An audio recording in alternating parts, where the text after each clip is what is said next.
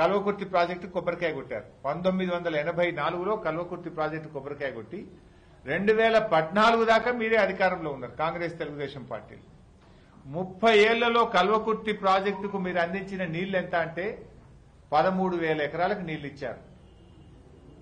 కానీ అదే కల్వకుర్తి ప్రాజెక్టులో కేసీఆర్ గారి నాయకత్వంలో రాత్రింబవళ్లు కష్టపడి 2,600 కోట్ల రూపాయలు ఖర్చు పెట్టి 3,07,000 ఎకరాలకు ఇలా కల్వకుర్తి ప్రాజెక్టు కింద మహబూబ్ నగర్ జిల్లాలో నీళ్లిచ్చిన ఘనత కేసీఆర్ది, బీఆర్ఎస్ పార్టీది. 30 ఏళ్లలో మీరు 13,000 ఎకరాలకు నీళ్లు ఇస్తే మా హయాంలో 3,07,000 ఎకరాలకు కల్వకుర్తి ప్రాజెక్టు కింద నీళ్లు అందించాం.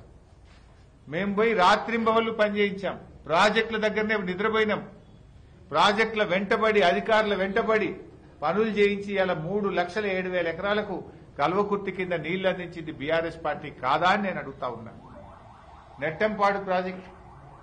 నెట్టంపాడు ప్రాజెక్టులో కాంగ్రెస్ హయాంలో మీరు 10 ఏళ్ల అధికారంలో ఉండి 2,300 ఎకరాలకు నీళ్లు ఇస్తే బీఆర్ఎస్ పార్టీ కేసీఆర్ గారి నాయకత్వంలో 540 కోట్లు ఖర్చు పెట్టి 1,40,000 ఎకరాలకు మేము నీళ్లు అందించాం. అదేవిధంగా భీమా ప్రాజెక్టు, కాంగ్రెస్ ప్రభుత్వ హయాంలో భీమా ప్రాజెక్టు కింద కేవలం 12,000 ఎకరాలకు మీరు నీళ్లు అందిస్తే 646 కోట్లు ఖర్చు పెట్టి 1,60,000 ఎకరాలకు మేము నీళ్లు అందించాం. కోయిల్ సాగర్ ప్రాజెక్టు కింద లిఫ్ట్ పనులు మీరు పెండింగ్ లో పెట్టి పూర్తి చేయకపోతే బీఆర్ఎస్ పార్టీ అధికారంలోకి వచ్చిన తర్వాత 157 కోట్లు ఖర్చు పెట్టి కోయిల్ సాగర్ కింద 32,000 ఎకరాలకు సాగునీరు అందించాం. ఈ 4 ప్రాజెక్టుల కింద బీఆర్ఎస్ ప్రభుత్వం వచ్చిన తర్వాత మేము 6.5 లక్షల ఎకరాల సాగులోకి తెచ్చాం.